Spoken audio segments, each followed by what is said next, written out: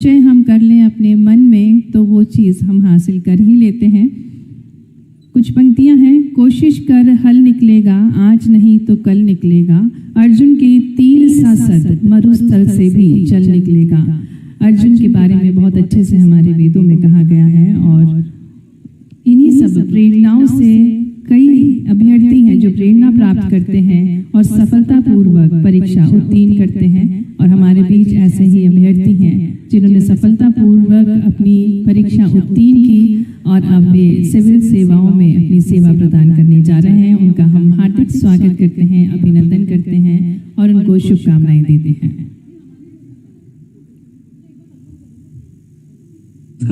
मेरा नाम संस्कार बावरिया है। मेरा चयन मध्य प्रदेश लोक सेवा आयोग की 2020 की परीक्षा में जिला जेल अधीक्षक के रूप में हुआ था और वर्तमान में मैं मुख्य कार्यपालन अधिकारी जनपद पंचायत के रूप में पदस्थ हूँ। चूँकि मेरा प्रथम प्रयास में 2018 में सिलेक्शन जनपद पंचायत सीईओ के रूप में हो चुका था। मैं सरकार का बहुत बहुत धन्यवाद देना चाहता हूँ कि कहीं ना कहीं डिजिटल इंडिया कैंपेन जो सेंट्रल और स्टेट गवर्नमेंट की चल रही है उसके कारण मुझे अपने दूसरे प्रयास में काफ़ी ज़्यादा मदद मिली। क्योंकि जॉब के साथ प्रिपरेशन करना बहुत टफ होता है मानते हैं, लेकिन अगर आप निरंतरता रखते हैं और अगर आप किसी चीज़ को पाना चाहते हैं तो अगर आप उसके लिए लगे रहते हैं तो मुझे लगता है सफलता ज़रूर आपको मिलेगी। और हमारे कार्यक्रम के मुख्य अतिथि माननीय डॉक्टर मोहन यादव जी का शुभागमन जोरदार करतल ध्वनि के साथ हम उनका स्वागत करें, अभिनंदन करें। मध्य प्रदेश सिविल सेवा परीक्षा में चयनित अभ्यर्थियों को आज नियुक्ति पत्र वितरण करने के सुअवसर पर आप पधारे हैं। आग्रह करना चाहेंगे माननीय मुख्यमंत्री जी से, सम्मानीय अतिथिगणों से कि आप दीप प्रज्वलित कर कार्यक्रम का शुभारंभ करें। हम आग्रह करेंगे श्री विनोद कुमार जी अपर मुख्य सचिव, साथ ही श्री मलय श्रीवास्तव जी अपर मुख्य सचिव पंचायत एवं ग्रामीण विकास विभाग, श्री एस.एन. मिश्रा जी अपर मुख्य सचिव जनजाति विभाग, श्रीमती रश्मि अरुण शमी जी प्रमुख सचिव स्कूल शिक्षा विभाग, कृपया आप मंच पर पधारें और इस शुभ अवसर पर दीप प्रज्वलन में सहयोग प्रदान करेंगे।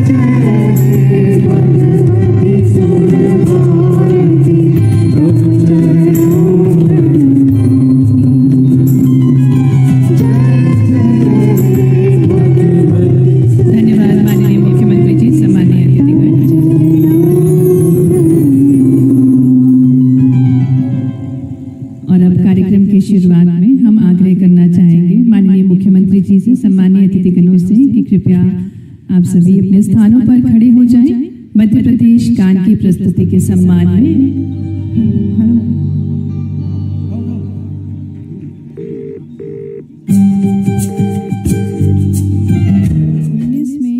कुल 472 अभ्यर्थी सफलतापूर्वक इन्होंने परीक्षा उत्तीर्ण करी, जिनमें से 198 महिला थी, 274 पुरुष थे और जिनमें से अनुसूचित जाति में 32 महिलाएं थी, 46 पुरुष थे और अनुसूचित जनजाति में 41 महिलाएं थी, 58 पुरुष थे। वहीं अन्य पिछड़ा वर्ग में 43 महिलाएं थी और 66 पुरुष थे।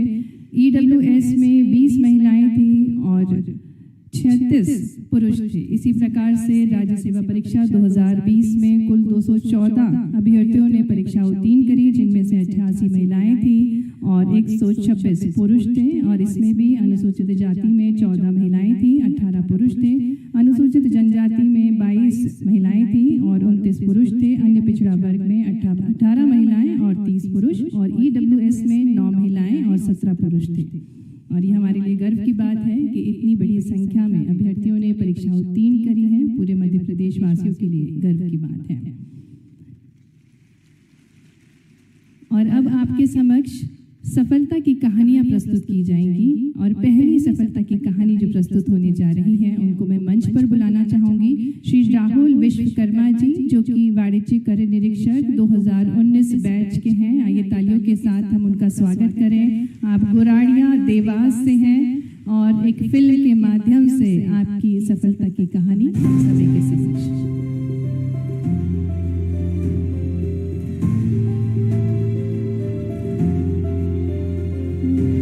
पापा कृषि यंत्रों पर पेंट का काम करते हैं, मम्मी हाउसवाइफ है और छोटा भाई गांव में किराने की दुकान है जो चलाता है। हमारे परिवार से पहले ऐसे कोई बैकग्राउंड से रहे नहीं है, पढ़ाई का भी कोई गाइडेंस नहीं था। फाइनेंशियल कंडीशन काफ़ी, मतलब जब मैं तैयारी करने आया था तब भी काफ़ी ज़्यादा थोड़ी दिक्कत में थी, अभी तो फिर भी ठीक है। हमारे गाँव के पास में एक दिव्यांग दीदी है, क्योंकि मैं भी दिव्यांग हूँ तो उससे मतलब उन दीदी को देखकर मतलब उनका क्षेत्र में काफ़ी नाम हुआ, उन्होंने यूपीएससी क्लियर की थी, तो उससे मुझे प्रथम मोटिवेशन ये मिला कि अगर गांव से रहकर एक दिव्यांग दीदी अगर कर सकती है तो मैं क्यों नहीं कर सकता। मुझे सिविल सर्विसेज सबसे ज़्यादा सही रास्ता लगा, क्योंकि इसमें मैं समाज के लिए और खुद के परिवारजन सभी के लिए कुछ ना कुछ अच्छा कर सकता हूँ। सुबह 7 बजे से कोचिंग रहती थी 2 बजे तक, उसके बाद में फिर लाइब्रेरी ज्वाइन कर रखी थी, तो लाइब्रेरी जाता था। दिव्यांगों के प्रति सरकार काफ़ी संवेदनशील है।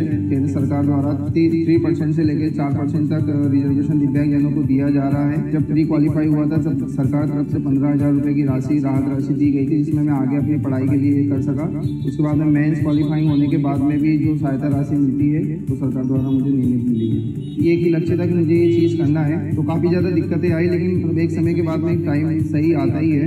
तो इसलिए अगर सही डायरेक्शन में और पूरे डेडिकेशन के साथ अगर मेहनत करते हैं तो ये लक्ष्य हासिल हो सकता है। मैं देश सेवा के लिए मेरा जितना सामर्थ्य होगा मैं वो करूँगा।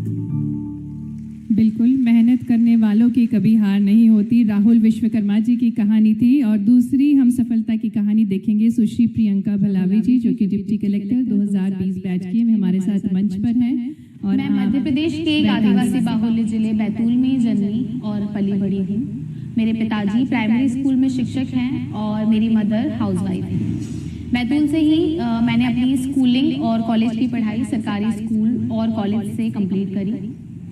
कॉलेज की पढ़ाई पूरी होने के बाद मेरे अंदर एक डिलेमा था कि मुझे करियर ऑप्शन क्या चूज करना चाहिए। मैं बहुत कंफ्यूज थी। उस समय में मेरी फैमिली में मेरी बुआ के बच्चे सिविल सर्विसेज की तैयारी कर रहे थे, तो मेरा रुझान भी उस ओर बढ़ा।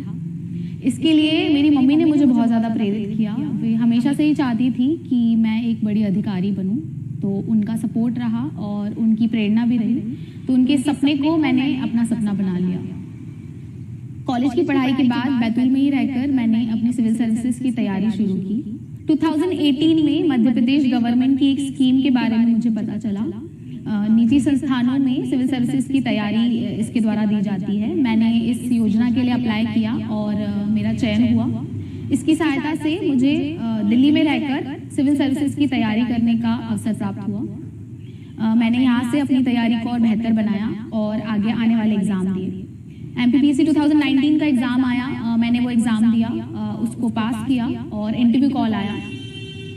इंटरव्यू के गाइडेंस के लिए भी मैंने मध्य प्रदेश गवर्नमेंट की एक संस्था परीक्षा पूर्व प्रशिक्षण केंद्र की सहायता ली और वहाँ से मैंने इंटरव्यू गाइडेंस प्राप्त किया। MPPC 2020 का एग्जाम दिया और अंतिम रूप से 2020 की परीक्षा में मुझे डिप्टी कलेक्टर का पद प्राप्त हुआ। मैं अपनी सफलता का श्रेय मुख्य रूप से मेरे परिवार और मेरी मम्मी को देना चाहूँगी। थ्रू आउट दिस जर्नी उन्होंने मुझे बहुत ज़्यादा सपोर्ट किया। उनके कांस्टेंट सपोर्ट से और उनकी प्रेरणा से, उनके एक सपने देखे हुए सपने से मैं यहाँ तक पहुँच पाई और मैंने उससे अपना सपना बनाया और उसे पूरा किया। मेरा मानना है कि किसी भी उद्देश्य की प्राप्ति के लिए आप में एक दृढ़ संकल्प होना चाहिए, लक्ष्य के प्रति समर्पण होना चाहिए और आत्मविश्वास होना चाहिए। अगर आप में ये सब चीजें हैं तो निश्चित रूप से आप सफलता प्राप्त करेंगे। बहुत सारी शुभकामनाएं सुश्री प्रियंका भलावी जी को। और अगली सफलता की कहानी हम देखेंगे छतरपुर के दृष्टिबाधित श्री शशांक जैन जी की, जो कि नायब तहसीलदार 2019 बैच से हैं। आप भी हमारे साथ मंच पर हैं। नाम शशांक जैन है। मैं छतरपुर मध्य प्रदेश का निवासी हूँ। 2019 राज्य सेवा परीक्षा में मेरा चयन नायब तहसीलदार पद पर हुआ है। साथ ही राज्य सेवा परीक्षा 2020 में भी मेरा चयन असिस्टेंट ट्रेजरी ऑफिसर पद पर हुआ था। तैयारी के दौरान मुझे कई चुनौतियों का सामना करना पड़ा तथा कोरोना के दौर में पेपर देना मेरे लिए चुनौतीपूर्ण रहा। भाई बहनों के प्यार, बड़ों का साथ एवं आशीर्वाद, दोस्तों के सहयोग के कारण ही इतना कठिन लक्ष्य भी आसान हो गया तथा अपनी पूरी क्षमता के साथ एवं दृढ़ इच्छा शक्ति के कारण ही आज मैं इस असंभव लगने वाले लक्ष्य को प्राप्त कर सका। और अंत में मैं यही कहूँगा कि यह बीच नदी की धारा है, सोचता ना कोई किनारा है, ले लील भले यह धार मुझे, लौटना नहीं स्वीकार मुझे, सौभाग्य न सब दिन सोता है, देखें आगे क्या होता है। बहुत ही सुंदर, बहुत सारी शुभकामनाएं श्री शशांक जैन को भी। और माननीय मुख्यमंत्री जी से आज्ञा लेते हुए हम संवाद की प्रक्रिया शुरू करना चाहेंगे। हमारे बीच अभ्यर्थी हैं, एस्पिरेंट्स हैं, जिनके मन में कुछ जिज्ञासा है और साथ ही साथ मार्गदर्शन भी प्राप्त करना चाहेंगे वे आपसे। तो हम संवाद की प्रक्रिया शुरू करते हैं। पहला प्रश्न हमको पूछना है या उनको पूछना है? अभ्यर्थी पूछेंगे माननीय मुख्यमंत्री जी से, उनके मन की कुछ जिज्ञासा है, साथ ही साथ आपसे मार्गदर्शन भी प्राप्त करेंगे। जिज्ञासु विद्यार्थी वो बताएंगे जो चयनित जिज्ञासा साझा करेंगे। माननीय मुख्यमंत्री जी, जय हिंद। मेरा नाम प्रकाश कुमार उपाध्याय है। मैं राज्य सेवा परीक्षा 2019 में नायब। एक काम करें, इन पे फोकस कराओ कैमरा, इनका देखना चाहिए ना, बाकी को भी। आप अपना नाम बताते हुए अपना प्रश्न पूछिए। माननीय मुख्यमंत्री जी, जय हिंद। मेरा नाम प्रकाश कुमार उपाध्याय है। मेरा चयन राज्य सेवा परीक्षा 2019 में नायब तहसीलदार के पद पर हुआ है। माननीय, मेरा आग्रह आपसे यह है कि आप प्रदेश में एक नई जिम्मेदारी का निर्वहन कर रहे हैं, जिसमें आपकी दिनचर्या अत्यधिक व्यस्त रहती है। ऐसे में आप सार्वजनिक और निजी जीवन में समय का आवंटन और प्रबंधन किस प्रकार करते हैं, कृपया इसके बारे में हमें अवगत कराने का कष्ट करें। ये कार्यक्रम है कि मेरा इंटरव्यू है?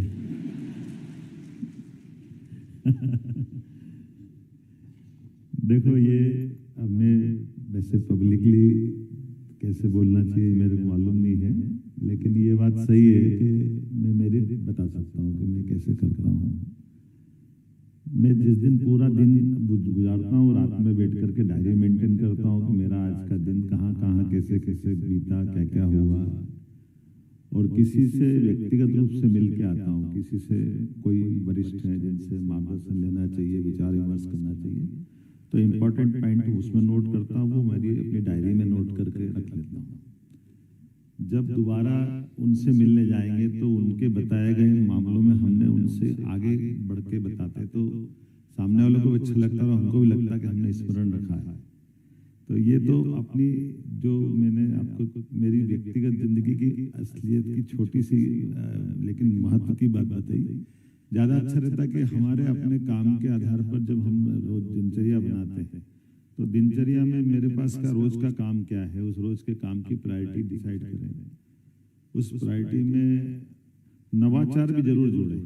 मैं करता हूँ, उसमें कोशिश करता हूँ मेरी तरफ से। तो उम्मीद करता हूँ कि जो आपको काम मिला है, लेकिन जो काम मिला उस पर रुकना भी नहीं। जो मिला है वो अच्छा है, उसको अच्छे से करना, लेकिन मान के चलना कि इसके बाद भी कोई अगली स्थिति, अगला मुकाम आपको बुला रही है, वहां तक जाने की ललक बनाए रखना, उसको छोड़ना मत।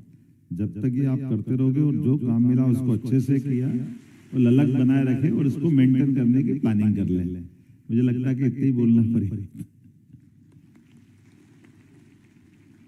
बहुत ही अच्छा सफलता का मंत्र माननीय मुख्यमंत्री जी ने दिया। और कोई अभ्यर्थी है जो अपनी जिज्ञासा साझा करें? नमस्कार माननीय मुख्यमंत्री जी, मेरा नाम अंकित चौबे है। एक मिनट कैमरा जरा लगाना, किधर से बोल रहे हैं? हाँ, ठीक है। नहीं, आप तो मेरे को दिख रहे हो, मैं बाकी के लिए भी बोल रहा हूँ। ठीक है। नमस्कार माननीय मुख्यमंत्री जी, मेरा नाम अंकित चौबे है। मेरा सवाल है कि जब हम सिविल सेवा की परीक्षा की तैयारी करते हैं तो उसमें दोस्तों की महत्वपूर्ण भूमिका होती है। ऐसे ही आपकी इस राजनीतिक यात्रा में ऐसा कोई दोस्त या ऐसी कोई व्यक्ति जिससे आप प्रेरणा लेते हो, अगर कोई किस्सा हो तो हम लोगों के साथ जरूर साझा करें। ये हो कह रहा है, मेरे पता ही नहीं चल रहा है। ये ब्रॉडगेज से मीटर गेज पे गाड़ी जा रही है। माननीय मुख्यमंत्री जी, मेरा सवाल है कि जब हम तैयारी करते हैं तो उसमें हमारे दोस्तों की महत्वपूर्ण भूमिका होती है। ऐसे ही आपकी इस राजनीतिक यात्रा में ऐसा कोई दोस्त या ऐसा कोई व्यक्ति जिससे आप प्रेरणा लेते हो, तो ऐसा कोई किस्सा हो तो हम लोगों के साथ जरूर साझा करें।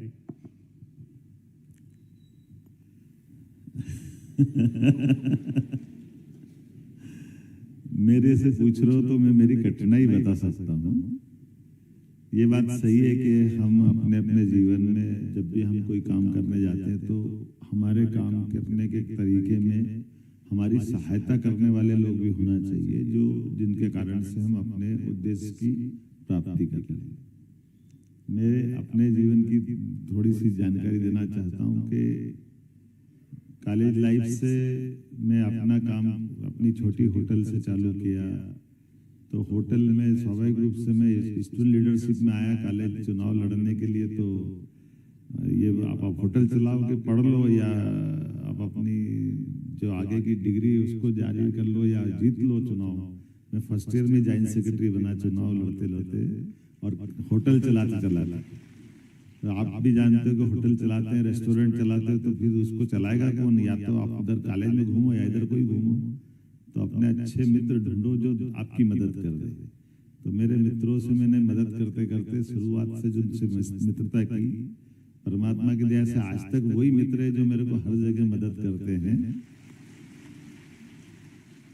लेकिन ये भी बात सही है कि जो मैंने आपसे प्रारंभ में कहा था कि हम कॉलेज में पढ़ें, नौकरी करें, कोई भी काम करें ईमानदारी से और अपनी शुचिता का ध्यान रखें तो उसका लाभ भी मिलेगा आपको।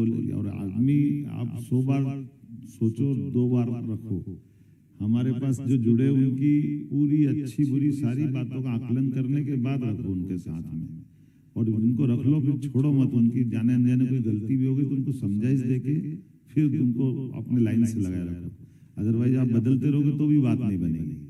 अपने मित्रता का मतलब ही है कि वैसे तो ये बड़ा लंबा विषय है, लेकिन इसका अर्थ कभी कभी गलत निकाल लेते हैं। ये हमारे लिए जो हम अपनी व्यवस्थाओं का आधार पर चलते हैं तो हमारे लिए जरूरी नहीं कि हमारे ब्लड रिलेशन जिनसे हो वही हमारे गार्जियन हो या हमारे सहयोगी हो, या सच्चे अर्थों में तो जीवन में जो आपसे नजदीक आ रहा है और नजदीक आते आते वो आप और वो एक तरह से बहुत बड़ा आर्बिट मत बनाओ, लेकिन जितना बने उसको निभाने की ताकत रखोगे तो आपको सफलता मिलती जाएगी। इसमें कोई संशय नहीं।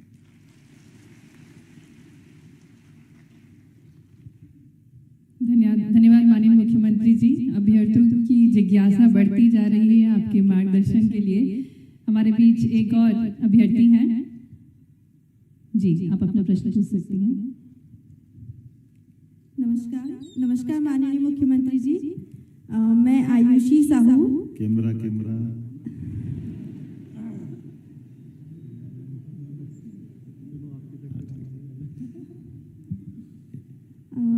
मुख्यमंत्री जी, मेरा आपसे सवाल ये है, आप लोक सेवा के क्षेत्र में लंबे समय से कार्य कर रहे हैं, एक लंबा अनुभव है आपको, तो आपके अनुसार ऐसी कोई 3 बातें आप हम सभी अभ्यर्थियों को बताएं कि हम जब जन समस्याओं से डील करें तो हम उन बातों को ध्यान रखें।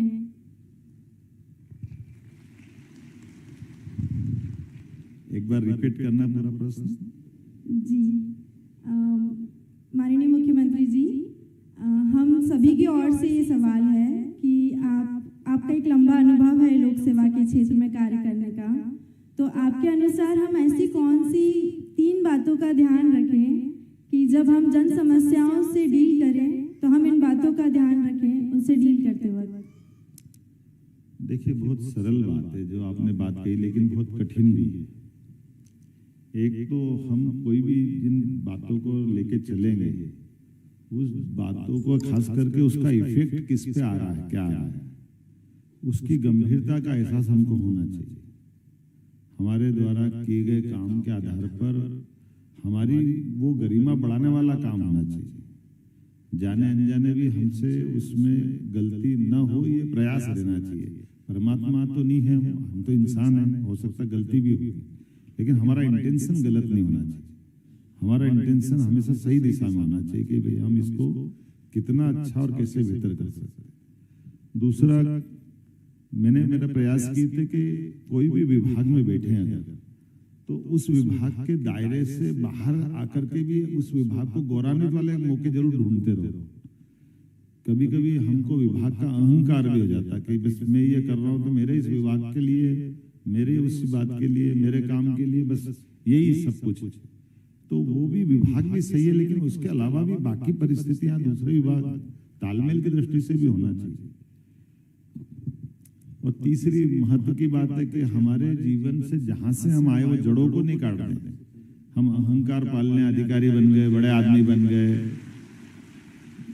हमारे जीवन में हमने बहुत हासिल कर लिया, ये सब मैं अब इसको क्या बोल सकता हूँ। जैसे मैं आज का ही उदाहरण देता हूँ, मैंने अभी एक थोड़ा सा एक कठोर निर्णय लेके आया। हमने कल चित्र देखा कि एक डिप्टी कलेक्टर साहब, एसडीएम साहब अपने जूते के मोजे लेस बनवा रहे हैं, अपने बंद बनवा रहे हैं, लेकिन वो बहन बांध रही, कोई महिला बांध रही है। ये मुझे मालूम है कि वो उस महिला के बांधने का भाव अपने साहब के प्रति कोई खराब नहीं हो सकता। और ये भी मालूम पड़ा कि वो एसडीएम साहब के थोड़े पैर में चोट मोट है, लेकिन ये अब उनकी व्यक्तिगत बात हो सकती है। अब पब्लिकली इसका चित्र क्या बनेगा, ये उनसे कौन पूछने जाएगा कि वो बीमार है, नहीं है, क्या है, कैसे है। हमारा तो इम्पैक्ट एकदम से सब पे आएगा ना, पूरे समाज पे। हमने कहा भले बीमार है तो आप या तो छुट्टी पे चले जाते थे, उनको कौन ने रोका। लेकिन अगर आपने पब्लिकली अपने लेस बंधवाए तो हम तो अपने कार्यक्रम की शुरुआत बहनों की पूजा से करते हैं। माता बहनों की इज्जत करना हमारा काम है। हम कैसे बर्दाश्त कर सकते कि भाई आप जस्टिफाई नहीं हो सकते, आप न्याय संगत नहीं हो। तो हमने कहा हम आपको सस्पेंड नहीं कर रहे, लेकिन वहां से तो हटा ही देंगे जहां आप बैठे हो। अगली बार आपको ध्यान में आ जाएगा क्या करना है। तो ये ऐसे कई सारे छोटे छोटे ऐसे, लेकिन ये परमात्मा की कृपा है। आप अपने जीवन में, ये तो मेरे को लगता तो मैंने कर दिया। जैसे अभी आपने यहाँ कहा कि हमको राष्ट्रगान या जो वंदे मातरम, एक तरह से वो राष्ट्रगान और राष्ट्रगीत के समय ही खड़े रहना चाहिए, वो हमारे सबके लिए आदर की चीज। लेकिन एक परंपरा बन गई अब, जैसे हमारा मध्य प्रदेश गान बना, अच्छी बात है। कोई विश्वविद्यालय गान बनाता, कोई कॉलेज का गान बनाता, कोई अलग से कोई संस्थान अपना गान बनाएगा, और वो अपने नियम बनाने लग गए कि हम भी राष्ट्रगान की तरह खड़े हो। ये क्या बात हो गई। फिर राष्ट्रगान राष्ट्रगीत की व्यवस्था के आधार पर बाकी को तो बराबर नहीं कर सकते ना। तो ये आपको अपनी व्यवस्थाओं के आधार पर विचारवान बने रहना चाहिए। हो सकता है वो आपको थोड़ी अटपटी लगेगी कि ये पुरानी परंपरा को तोड़ के क्यों है, फलाना ठिकाना, ये ठीक है, चलता रहता है। क्योंकि हमारे यहाँ परमात्मा ये एक ऐसे विषय तो दर्शन का विषय है। सत्य क्या है, सत्य काल बाह्य नहीं है। सत्य का मतलब आज जो सत्य दिख रहा, हो सकता कल के बाद उसमें भी कुछ और नई चीज निकल जाएगी, तो वो मानना पड़ेगा। हमारा समाज, हमारी संस्कृति निरंतर ये इस तरह की व्यवस्था में प्रभावमान रहती है, और उसमें से जो समयाचीन होता है, आज के लिए जो ज्यादा जरूरी है, उसको लागू करते हैं। पुराने में हो सकता कुछ अच्छा ही होगी, लेकिन आज उसमें कुछ बदलाव की जरूरत है तो बदलाव भी करते। इसीलिए इकबाल ने कहा कि कुछ बात है कि हस्ती मिटती नहीं हमारी। वो जो कुछ बात है, वो लचीलापन हमारा है, ये समय के साथ हमको सदैव अच्छे से और अच्छे की तरफ ले जाता है। मुझे लगता है कि मेरी बात पूरी हो गई, मेरा भाषण भी करा लिया आप लोगों ने। धन्यवाद मुख्यमंत्री जी। हमारे बीच कुछ एस्पिरेंट्स भी हैं जो आने वाले दिनों में लोक सेवा परीक्षा देंगे, उसकी तैयारी कर रहे हैं। उनसे भी हम प्रश्न लेना चाहेंगे आपके लिए। नमस्कार माननीय मुख्यमंत्री जी, मेरा नाम अभिनव आर्या है। मेरा चयन सहायक संचालक स्कूल शिक्षा विभाग के पद पर हुआ है। माननीय मुख्यमंत्री जी, आज इस मंच के माध्यम से मैं आपसे हम सभी को यह बतलाने का अनुरोध करना चाहूँगा कि प्रदेश के विकास को लेकर के आपकी क्या क्या प्राथमिकताएं हैं।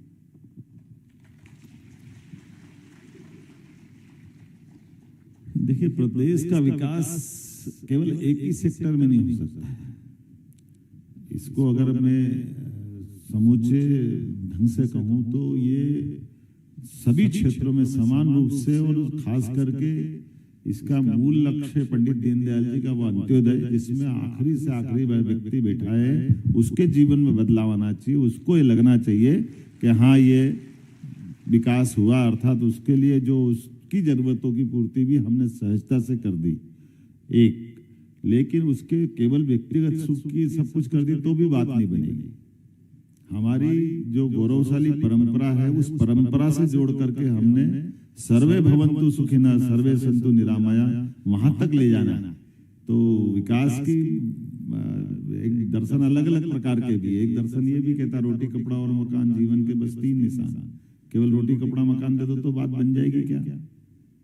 तो हमारे जितने साधु संत है वो तो हमको मालूम है रोटी कपड़ा मकान सब छोड़ करके अलग अलग संसार में जाते हैं। तो उनके जीवन में क्या है, वो कोई उनकी कौन सा दर्शन है? तो सुख क्या है, सुख के पीछे क्या उसका आधार क्या है, उसकी ये जो बड़ा लंबा विषय है, लेकिन अभी तो अपन अपने प्रदेश में आ जाए। ये सभी क्षेत्रों में सभी विभाग अपने समन्वित रूप से मध्य प्रदेश को देश के नंबर 1 राज्य पे ले जाए और देश माननीय प्रधानमंत्री के नेतृत्व में नंबर 1 का देश बने। इसलिए अमृत काल के लिए हमने ये लक्ष्य लिया है। सभी विभाग समन्वित रूप से अपनी अपनी भूमिका निभाए। इसी प्रकार धन्यवाद महोदय। धन्यवाद माननीय मुख्यमंत्री जी। अंतिम प्रश्न लेना चाहेंगे समय को देखते हुए। नमस्कार सर, मेरा नाम अंशिका ठाकुर है। मैं सिविल सेवा की तैयारी कर रही अभ्यर्थी हूँ। अच्छा ठीक है। नमस्कार सर, मेरा नाम अंशिका ठाकुर है। मैं सिविल सेवा की तैयारी कर रही अभ्यर्थी हूँ। मेरा आपसे यह प्रश्न है कि लोक सेवा परीक्षा की तैयारी कर रहे प्रदेश के युवाओं को आप स्ट्रेस मैनेजमेंट के लिए क्या टिप देंगे? ये रिपीट तो हो गया प्रश्न वापस। तीसरे नंबर की बच्ची ने किसने पूछा था ये? चलिए कोई बात नहीं, एक बार फिर रिपीट करना तो थोड़ा अलग कर लेते हैं इसको। आप लोक सेवा परीक्षा की तैयारी कर रहे प्रदेश के युवाओं को स्ट्रेस मैनेजमेंट के लिए क्या टिप देंगे? मेरे जीवन का तो उल्टा अनुभव बता सकता हूँ, आपको जचे तो बताना। बेटे हैं, मैं बीएससी एलएलबी करके 86 के आसपास में एक अच्छे पीएससी चेयरमैन के साथ बैठ करके बात कर रहा था। ऐसे ही कुछ कारण से उनकी मेरे से आत्मीयता कोई दूसरी बात थी, तो बातचीत करते करते उन्होंने कहा कि भैया आप पीएससी दे रहे हो क्या? तो मैंने कहा क्यों? बोले आप डिप्टी कलेक्टर तो मैं आपको बना ही सकता हूँ, इसमें मैं आपकी मदद करूँगा। मैंने कहा ये आपको धन्यवाद, पर मेरे मुंह से उस समय तुरंत निकल गया कि आप मेरे को क्या डिप्टी कलेक्टर की बात करो, आईएएस अधिकारी मेरे हाथ के नीचे काम करेंगे, कहाँ चक्कर में पड़ रहा हूँ।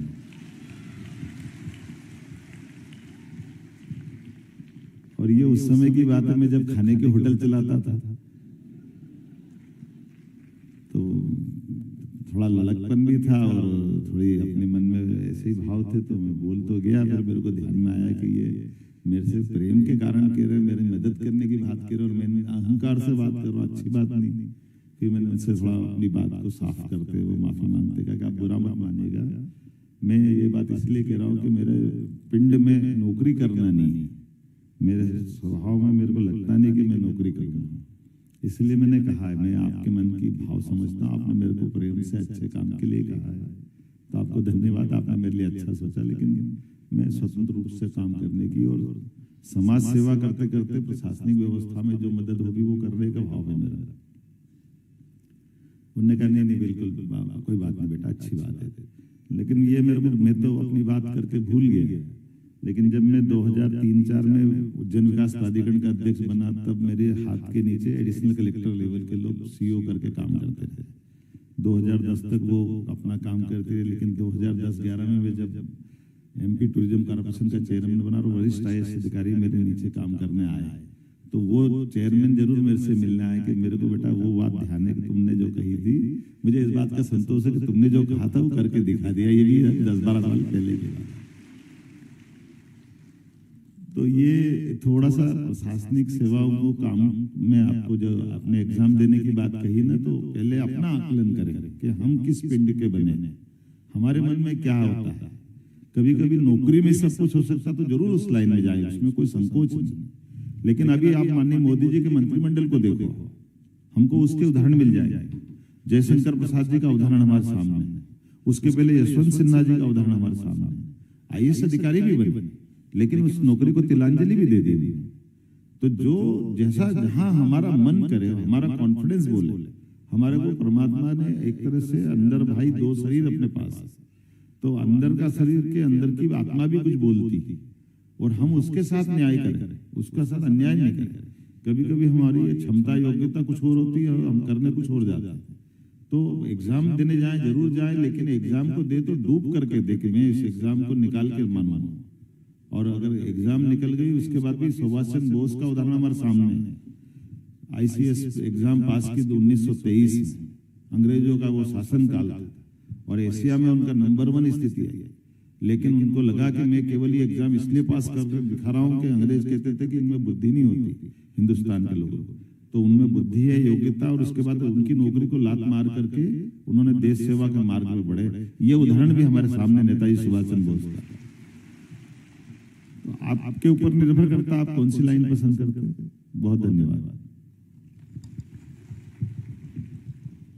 बहुत बहुत धन्यवाद माननीय मुख्यमंत्री जी, आपने बहुत ही अच्छे से जीवन को सफल बनाने के मंत्र हम सभी को बताए। और अब हम आपसे आग्रह करना चाहेंगे कि आप हम सभी को संबोधित करें। बाबा महाकालेश्वर के परम भक्त, जो कि जिनके मार्गदर्शन में मध्य प्रदेश में सबसे पहली बार राष्ट्रीय शिक्षा नीति लागू की गई, जो कि बहुमुखी विकास के लिए निरंतर तत्पर है। आइए जोरदार तालियों के साथ हम आग्रह करें माननीय मुख्यमंत्री जी से कि आप हम सभी को संबोधित करें।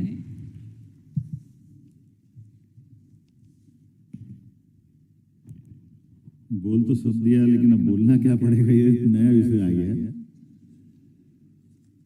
सबसे पहले तो मैं मध्य प्रदेश लोक सेवा आयोग के सभी चयनित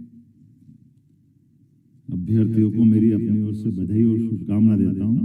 आप सबको आपके जीवन की नई शुरुआत हुई है, नई दिशा में आप बढ़े हैं, और समूचा मंच, मैं पूरे मंच का भी अभिनंदन करना चाहूँगा। वर्षों की तपस्या आप लोगों ने की होगी, परिवार की आशा, अपेक्षा, आकांक्षाओं के बलबूते पर आप अपने अपने ढंग से आज इस मुकाम तक पहुँचे हैं। इसमें आपको संतोष भी है और भविष्य की संभावना भी है, और मेरी शुभकामना भी है। और ये भी सुखद संयोग है, परमात्मा की दया है कि अयोध्या में अभी अभी भगवान की गर्भगृह में प्राण प्रतिष्ठा हुई।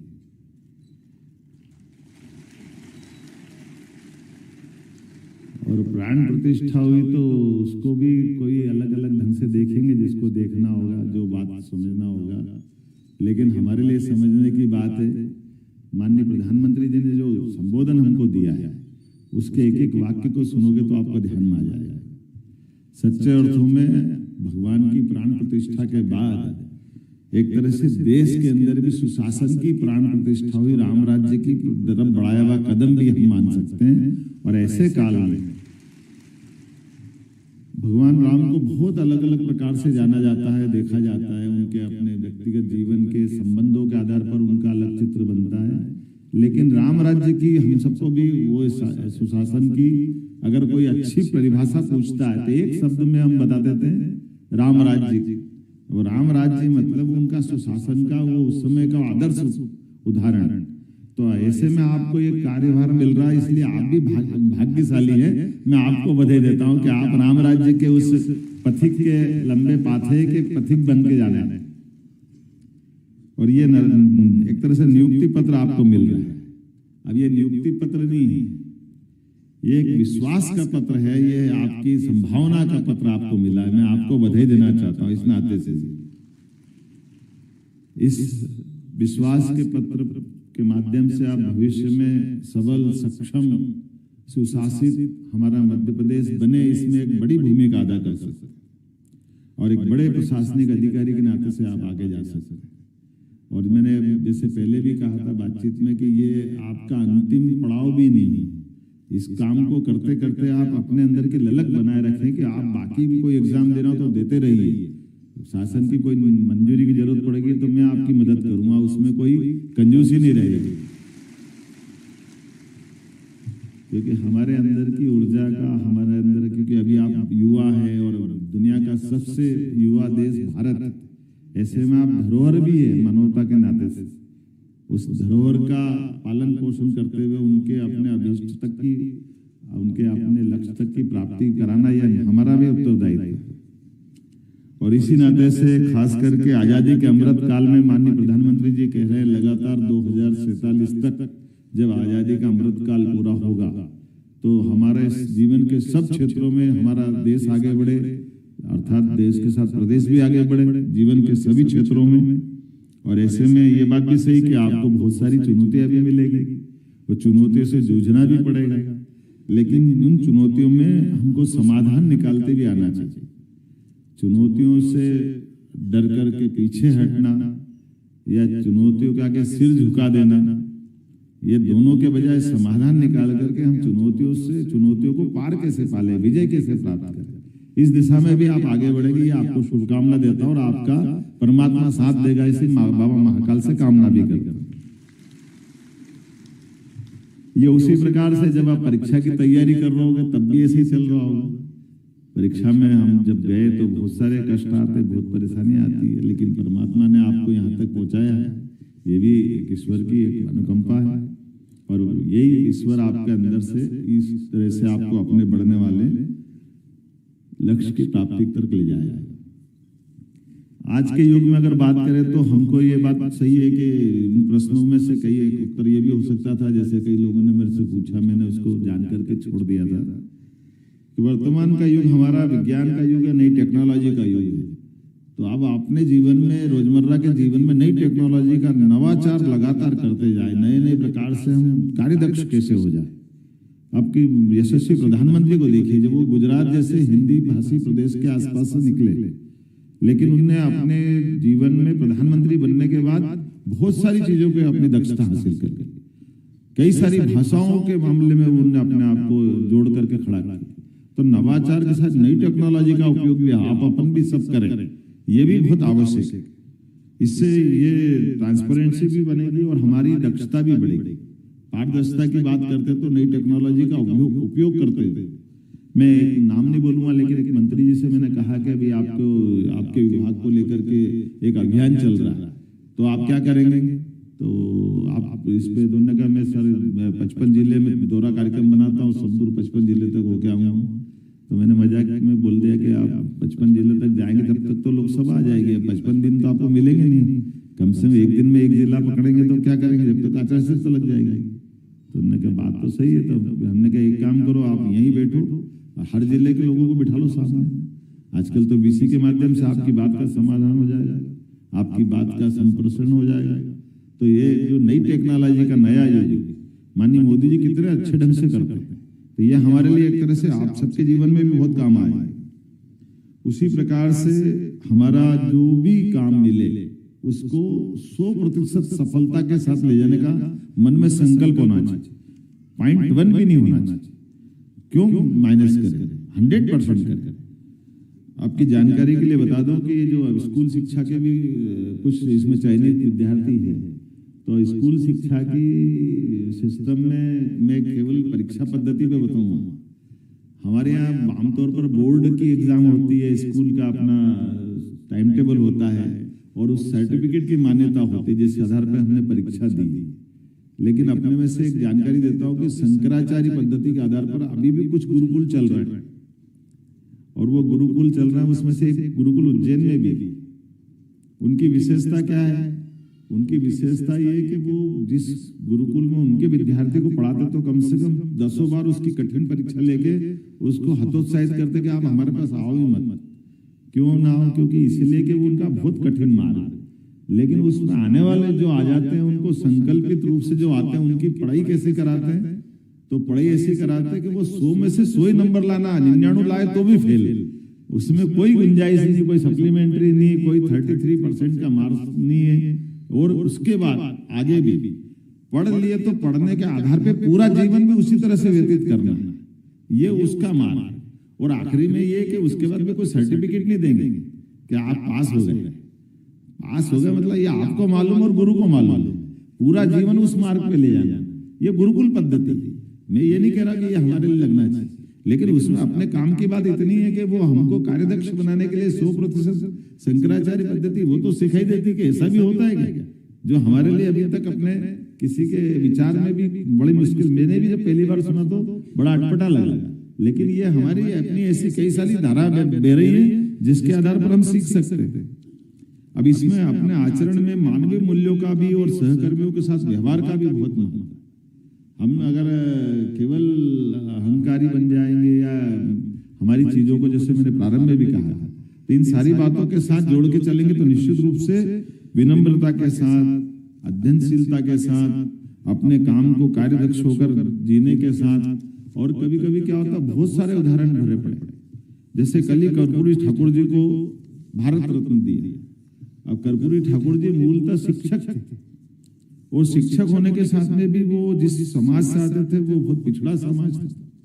उनका एक उदाहरण ना मैं आपके सामने देना चाहूंगा। उनके अपने रिश्तेदार आए कि भाई मैं स्कूल की शिक्षा विभाग की नौकरी करना चाहता हूं, तो मेरी मदद कर दो, और मदद कर दो तो मैं परीक्षा में फेल हो गया। तो फेल हो गया तो क्या करना चाहिए, तो उन्होंने कहा तुम क्या करते थे, तो उन्होंने कहा आपकी दाढ़ी कटिंग की दुकान है, तो उन्हें काम करो, मैं तुमको 50 रुपए देता हूँ, दुकान खोल लो, वो करो, ये तुम्हारे बस की बात है, ये मैं मदद करने का काम नहीं करता। तो मुख्यमंत्री होकर के जो अपनी इस लाइन को बना कर कि मूलतः हमारी सुचिता की बात जो हम कह रहे हैं वो उसको खाली कहना नहीं, लगाना, अपने जीवन में धारण करना, और इससे भारत रत्न बन के निकलते हैं। वो तो अब चले गए, लेकिन उनके जीवन के ऐसे बहुत सारे प्रसंग हैं। तो मूलतः शिक्षक थे, ऐसे वो नहीं। डॉक्टर राजेंद्र प्रसाद, उनका जीवन भी कैसा है, राष्ट्रपति बनने के बाद पटना जैसे स्थान पे वापस आए और एक तरह से वृद्धाश्रम में भी जीवन गुजारा उन्होंने। तो अपने जीवन में उन्होंने कभी अहंकार नहीं पाला। ये हमारे लिए पाथे बन के, ये उदाहरण बन के हमारे जीवन भर काम आए कि हमारे को काम कोई सा भी मिल जाए, लेकिन व्यक्तिगत जीवन में भी हम उसका बाद में कैसे पालन करें। थोड़ा अच्छा भी है लेकिन कठिन भी है, पर हमारे यहाँ उदाहरण ऐसे कई कई भरे पड़े। आपके 2 उदाहरण देकर के मैं बात समाप्त करूंगा। चाणक्य का उदाहरण है, जब वो खुद चंद्रगुप्त के पास अपनी व्यवस्थाओं में वित्त का काम संभालने की जवाबदारी संभाल रहे थे, तो कोई मिलने आया, उनसे मिलने आया तो बात करने में ध्यान में आया कि शासन की व्यवस्था का हिस्सा नहीं है, निजी जीवन की बात है। तो वो उस समय रात में बात कर रहे थे, तो दीपक जल रहा था उनके पास, उन्होंने एक दीपक बुझाया, दूसरा जलाया। ऐसा उदाहरण हमको सबको मालूम है। तो ने कहा आपने दीपक एक जलाया, दूसरा क्या करा, बोले ये वो पहले शासन के पैसे से जल रहा था, आपको व्यक्तिगत बात करना तो मेरा दीपक जलेगा, मैं इसमें बात करूंगा। उदाहरण छोटा सा है लेकिन सीख कितनी बड़ी है उसका एहसास हम सबको मालूम। एक उदाहरण पन्ना धाय का हमारे सबके सामने। पन्ना धाय मूलतः राज परिवार में कर्मचारी की तरह काम कर रही, लेकिन उस राज परिवार की व्यवस्थाओं को, शासन की व्यवस्थाओं को लेकर अगर कोई कष्ट आ रहा है तो अपने बच्चे का बलिदान देकर के भी उन्होंने जो उदाहरण उत्पन्न किया पन्ना धाय ने, अपने खुद के बच्चों को, अपने सामने 7 साल के बच्चों को कोई बड़ी घटना के आधार पर, जो राजा के बच्चे की बलि लेने के लिए कोई षड्यंत्र हुआ था, कोई घटना बनी, तो उसके बच्चों को, राजा के बच्चों को बचा करके अपने बच्चों को अपने सामने तलवार से कटते हुए देख करके शासकीय सेवा का इससे बड़ा उत्कृष्ट उदाहरण कोई हो सकता है क्या? कोई ऐसा सोच सकता है कि केवल भारत में होता था? ये पन्ना धाय की बड़ी लंबी कहानी, लेकिन ये उदाहरण हमारे सबके सामने है। तो मेरी अपनी ओर से आप सबके प्रति शुभकामना, बधाई, बहुत बहुत बधाई।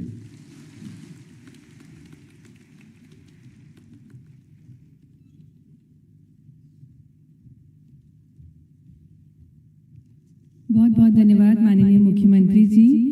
आप निश्चित ही युवा शक्ति आपके साथ है और मध्य प्रदेश को विकास की नई ऊंचाइयों तक लेके जाएंगे हम सभी। और अब हम आमंत्रित करने जा रहे हैं अभ्यर्थियों को और निवेदन करेंगे माननीय मुख्यमंत्री जी से कि आप अभ्यर्थियों को नियुक्ति पत्र प्रदान करें। इसी क्रम में सबसे पहले मैं मंच पर आमंत्रित कर रही हूँ कमर्शियल टैक्स डिपार्टमेंट से सुश्री वर्षा पवार, वाणिज्य कर अधिकारी के पद पर आपकी नियुक्ति हो रही है। आइए तालियों के साथ हम सभी अभ्यर्थियों का स्वागत करें। सुश्री वर्षा पवार, वाणिज्य कर अधिकारी, कमर्शियल टैक्स डिपार्टमेंट। और इसके बाद कमर्शियल टैक्स डिपार्टमेंट से श्री राहुल विश्वकर्मा, वाणिज्य कर निरीक्षक, के पद पर आपकी नियुक्ति होगी। तालियों के साथ स्वागत करें हम सभी अभ्यर्थियों का कमर्शियल टैक्स डिपार्टमेंट से श्री राहुल विश्वकर्मा। बहुत सारी शुभकामनाएं Shri Rahul Vishwakarma ji. Commercial tax excise department से सुश्री नेहा प्रजापति आबकारी उप निरीक्षक के पद पर आपकी नियुक्ति होगी। आपको बहुत सारी शुभकामनाएं। कमर्शियल टैक्स रजिस्ट्रेशन डिपार्टमेंट से सुश्री प्रियंका साहू जिला पंजीयक पद पर आपकी नियुक्ति हो रही है। आपको बहुत सारी शुभकामनाएं। कमर्शियल टैक्स रजिस्ट्रेशन डिपार्टमेंट से श्री विमलेश ठाकुर उप पंजीयक के पद पर आपकी नियुक्ति हो रही है। बहुत सारी शुभकामनाएं आपको। कोऑपरेटिव डिपार्टमेंट से सुश्री नेहा मौर्य सहकारिता निरीक्षक के पद पर आपकी नियुक्ति हो रही है। कोऑपरेटिव डिपार्टमेंट श्री अखिलेश पाठक सहकारिता निरीक्षक, आप दिव्यांग हैं और आपकी सहकारिता निरीक्षक के पद पर नियुक्ति हो रही है। आपको बहुत सारी शुभकामनाएं। फाइनेंस डिपार्टमेंट श्री जमुना डुडवा सहायक संचालक वित्त एसटी। तालियों के साथ स्वागत करें हम सभी अभ्यर्थियों का। फाइनेंस डिपार्टमेंट से श्री दयाराम डाबर सहायक संचालक स्थानीय निधि संपरीक्षा। आपको बहुत सारी शुभकामनाएं श्री दयाराम डाबर जी। फूड एंड सिविल सप्लाई से श्री सम्यक जैन सहायक संचालक के पद पर आपकी नियुक्ति हो रही है। बहुत सारी शुभकामनाएं Shri Samyak Jain ji. Food and civil supply department में श्री कुलदीप मौर्य सहायक संचालक के पद पर आपकी नियुक्ति हो रही है। बहुत सारी शुभकामनाएं आपको। जीएडी कार्मिक सुश्री Priya Pathak deputy collector Hardua colony ग्राम नागौर जिला सतना। बहुत सारी शुभकामनाएं सुश्री प्रिया पाठक जी आपको। जीएडी डिपार्टमेंट में ही Sushri Priyanka Bhalavi deputy collector Rajendra ward Betul. बहुत सारी शुभकामनाएं सुश्री प्रियंका भलावी जी। गृह विभाग से में श्री अक्षय डिग्रसे डीएसपी श्री अक्षय जी, आपको बहुत सारी शुभकामनाएं। गृह विभाग में ही सुश्री अन्नपूर्णा सिरसाम डीएसपी के पद पर आपकी नियुक्ति हो रही है। बहुत सारी शुभकामनाएं सुश्री अन्नपूर्णा जी। जेल विभाग में श्री संस्कार बावरिया जिला जेल अधीक्षक के पद पर आपकी नियुक्ति हो रही है। जेल विभाग सुश्री प्रतिभा पटेल जिला जेल अधीक्षक के पद पर आपकी नियुक्ति हो रही है। बहुत सारी शुभकामनाएं सुश्री प्रतिभा पटेल जी। लेबर विभाग से सुश्री सृष्टि तिवारी हमारे बीच दृष्टिबाधित सुश्री सृष्टि तिवारी आपकी श्रम अधिकारी पद पर नियुक्ति हो रही है। लेबर विभाग में बहुत सारी शुभकामनाएं सुश्री सृष्टि तिवारी जी।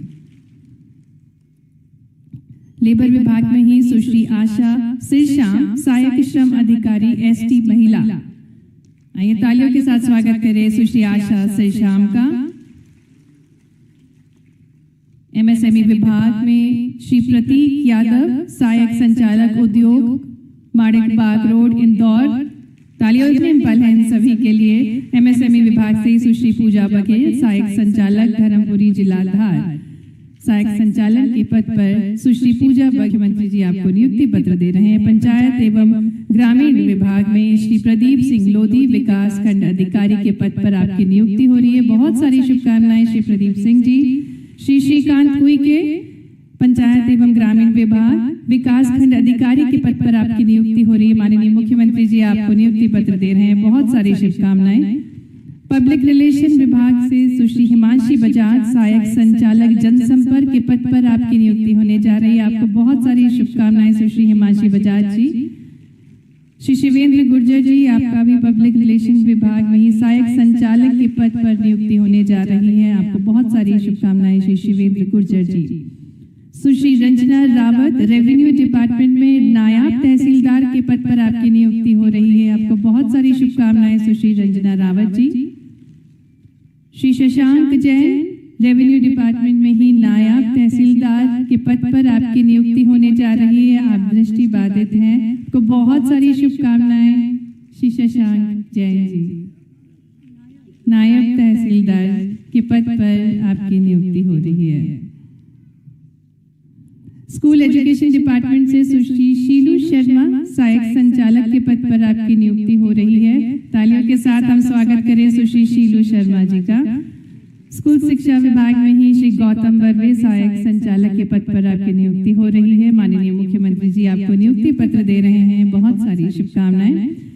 ट्राइबल विभाग में श्री रजत सोनी को हम मंच पर आमंत्रित करेंगे।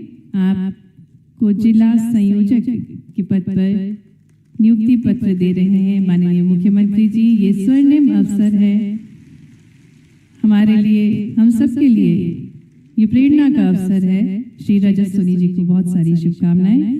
ट्राइबल विभाग में ही श्री हर्षित कौरव जी को मंच पर आमंत्रित करेंगे। आपको क्षेत्रीय संयोजक के पद पर नियुक्ति पत्र प्राप्त हो रहा है माननीय मुख्यमंत्री जी के कर कमलों द्वारा। अर्बन डेवलपमेंट डिपार्टमेंट में सुश्री रंजना गोयल जी को मंच पर आमंत्रित करते हैं। आप मुख्य नगर पालिका अधिकारी के पद पर नियुक्ति पत्र प्राप्त कर रहे हैं। तालियों से हम स्वागत करें, अभिनंदन करें सभी अभ्यर्थियों का। अर्बन डेवलपमेंट डिपार्टमेंट में ही श्री धर्मराज यादव जी, जिन्हें मुख्य नगर पालिका अधिकारी के पद पर नियुक्ति पत्र माननीय मुख्यमंत्री जी के शुभ कर कमलों द्वारा नियुक्ति पत्र प्राप्त हो रहा है। बहुत बहुत धन्यवाद माननीय मुख्यमंत्री जी। कार्यक्रम को आगे बढ़ाते हुए मैं आग्रह करना चाहूंगी श्रीमती रश्मि अरुण शमी जी, प्रमुख सचिव स्कूल शिक्षा विभाग से, कि वे प्रदेश की विगत 20 वर्षों की प्रगति यात्रा एवं प्रमुख सामाजिक एवं आर्थिक संकेतकों का प्रस्तुतिकरण करें। साथ ही मध्य प्रदेश सरकार के परिप्रेक्ष्य में नीतियों एवं कार्यक्रमों का प्रस्तुतिकरण करें।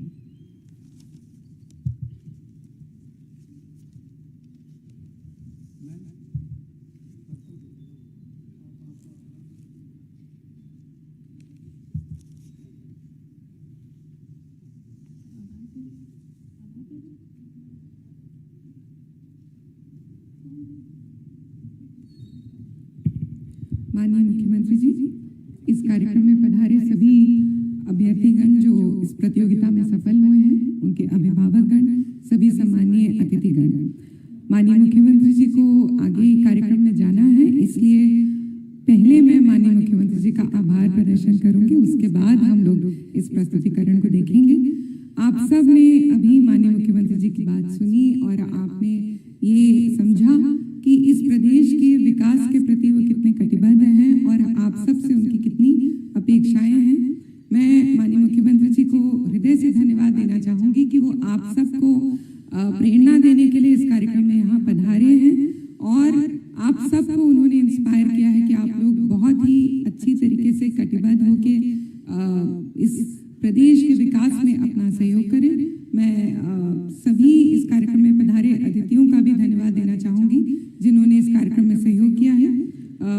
Sir, thank you sir. माननीय मुख्यमंत्री जी का आभार और उनकी तुलसी का पौधा भेंट करते हुए हम सभी की ओर से आपको हार्दिक धन्यवाद, कोटि कोटि धन्यवाद। आप सभी से निवेदन है, कृपया आप सभी अपने